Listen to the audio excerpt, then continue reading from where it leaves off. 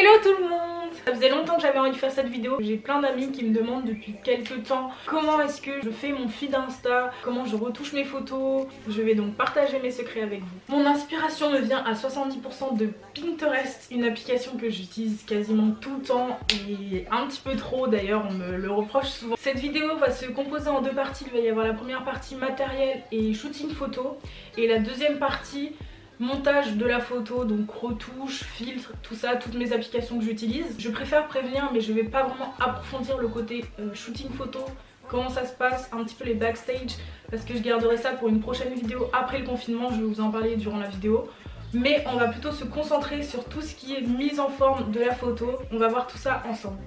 La caméra avec laquelle je filme mes vidéos, c'est mon Canon PowerShoot G7 Mark II. Il est vraiment très pratique, beaucoup moins lourd que mon gros appareil photo.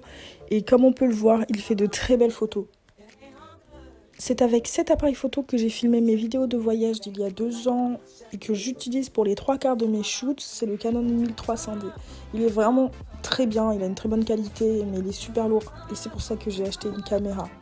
Mon troisième appareil que j'utilise, c'est mon téléphone, le XR, et c'est vrai qu'on oublie que nos téléphones ont souvent une bonne qualité photo et c'est pas toujours nécessaire d'investir des 100 et des 1000. Donc comme on peut voir, il fait de très jolies photos.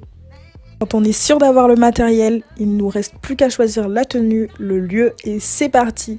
N'oubliez pas que pour un bon rendu, il faut être naturel et se lâcher. Personne ne va vous juger et si vous avez envie de faire la star, allez-y. C'est votre jour, c'est vos photos, c'est vous qui choisissez. Ayez confiance en vous. Je ferai après le confinement une vidéo sur ma routine shooting où je vous embarquerai avec moi toute une journée ou une après-midi pour que vous ayez tous les détails. Donc vous aurez tout le déroulé de mon après-midi avec le lieu sélectionné, les tenues, comment ça se passe, qui c'est qui prend en photo, où, etc.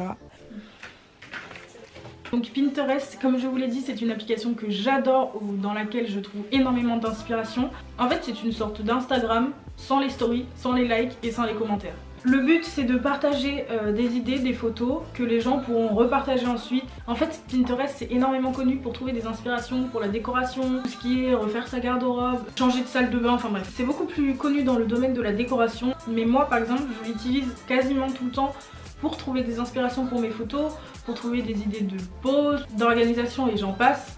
Enfin bref, je valide cette appli. Ma troisième application phare, qui est une application pour retoucher, c'est l'une des applications que j'utilise le plus. Le plus souvent en fait je m'en sers pour enlever des impuretés et des imperfections qui sont sur mon visage, comme les gros boutons. Mais on peut aussi lisser la peau, on peut la blanchir, on peut la matifier. Ce que je trouve sympa aussi, c'est qu'on peut faire apparaître les détails, donc intensifier par exemple le regard, tout ça. On peut aussi modifier les formes, donc photoshopper, ajouter des couleurs, grossir, maigrir, zoomer, dézoomer, modifier, tout. On peut tout faire quasiment. J'utilise toujours cette application avant de poser mes filtres. Avant j'utilisais pas vraiment cette application pour des filtres, mais j'ai remarqué qu'il y avait des filtres sympas. Donc c'est vraiment pas mal parce que c'est une bonne alternative à VS Code. Bon, il n'y en a pas énormément, mais je crois qu'il y en a une dizaine de gratuits. Donc c'est toujours ça de plus et on va modifier cette photo ensemble.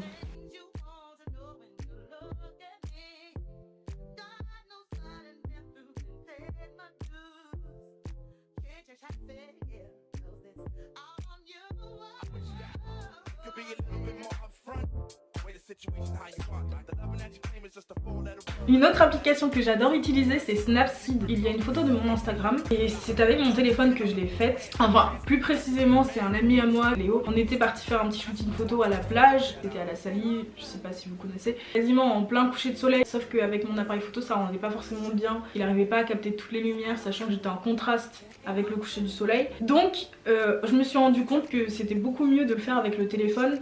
Pourquoi est-ce que je recommande cette application? Pour 2 points.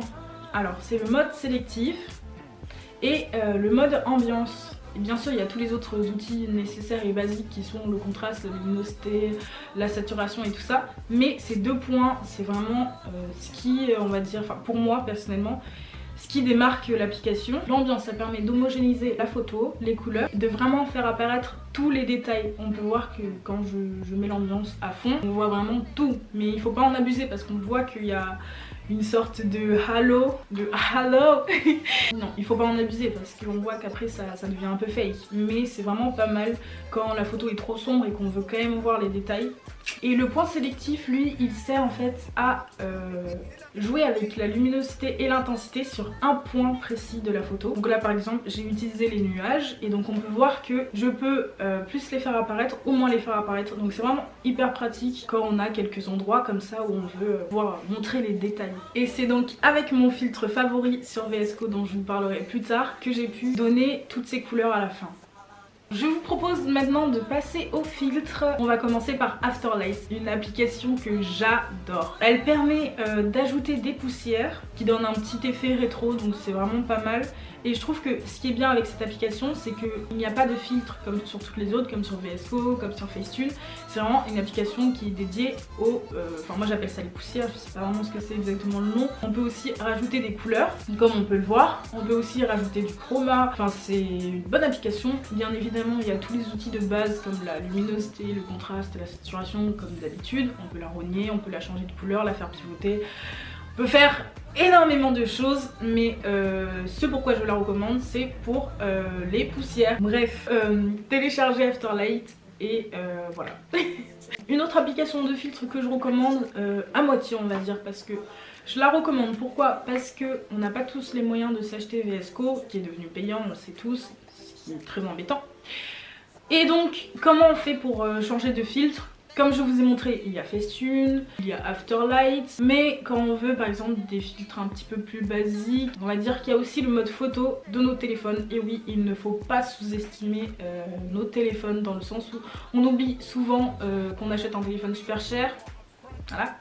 Et qu'il fait quand même de très belles photos ou qu'il a des filtres quand même assez sympathiques. Donc je vous conseille d'aller faire un tour dans votre photo, enfin dans vos photos, de les modifier et de voir ce que ça donne. Donc ici j'ai fait des modifications avec une photo que j'avais prise en décembre, il me semble, à la Djinn du Pilat. Donc avec un très joli soleil, mais la photo rendait quand même assez sombre. Donc on va voir ce que ça donne avec le filtre intense. Et enfin, on arrive dans le vif du sujet, mon appli phare VS Code. Ok, donc pour la petite histoire, j'avais VS Code avant et je l'utilisais comme tout le monde, l'application gratuite. Mais depuis qu'elle est venue payante, j'avais arrêté de l'utiliser et un soir, quand j'avais bu, j'ai décidé d'acheter le Piccolo et VS Code. On va pas parler du Piccolo, mais on va se concentrer sur le VS Code. Donc après m'être retrouvée avec cette application, il fallait bien que je l'utilise et que je m'en serve un minimum. Ça a quand même coûté 21 € je crois, pour l'année. Oui, il faut que j'arrête de boire dans ces cas-là, ça a pas l'air de marcher. Donc, j'ai commencé à m'approprier l'application, à en profiter et en fait j'ai découvert un filtre que je mets sur quasiment toutes mes photos. Mesdames et messieurs, je vous présente le filtre C8. Voilà, donc ça c'est mon petit bébé, en fait il a rien de particulier, hein. Clairement il a rien de particulier, mais je sais pas pourquoi, je l'adore. Et en fait il n'y a que celui-là avec qui, oui c'est mon pote, non, avec lequel j'approprie toutes mes photos et je trouve que ça passe avec tout.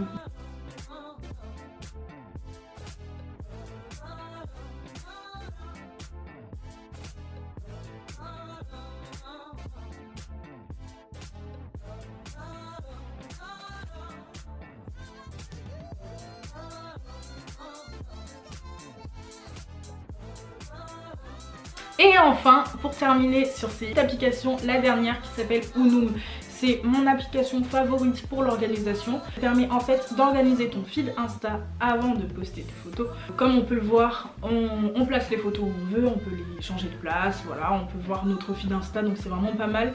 Et aussi ce que j'ai découvert il y a pas longtemps, parce que j'utilise cette application depuis un bout de temps maintenant, mais je ne l'ai découvert qu'il y a 2 jours. On peut aussi créer des templates pour les stories, donc ça c'est vraiment pas mal. On a tout simplement tous les outils pour Insta finalement. Très bonne application que je conseille, voilà. Donc maintenant que vous avez tous mes petits secrets pour avoir un feed de malade le plus canon qu'il y ait sur Insta, mon Insta se trouve juste ici. Je vous propose de vous abonner, aussi à ma chaîne YouTube. D'ailleurs j'organise une FAQ, donc n'hésitez pas à me poser des questions, faites-le, enfin si vous voulez, bien évidemment je ne vous mets pas le couteau sous la gorge, mais allez-y, posez-moi des questions, que ce soit sur Insta, que ce soit sur YouTube, j'y répondrai dans une prochaine vidéo. donc ça pourrait être intéressant. Enfin, si vous... J'ai plein d'idées actuellement sur tout ce qui est photo. Comme je vous ai dit, je ferai une vidéo sur un shooting photo à l'extérieur, à la plage. Donc ça va être sympathique quand il fera beau cet été et qu'on pourra sortir de ce confinement. En tout cas, je vous souhaite de prendre soin de vous. Je vous fais de gros bisous et on se revoit très vite.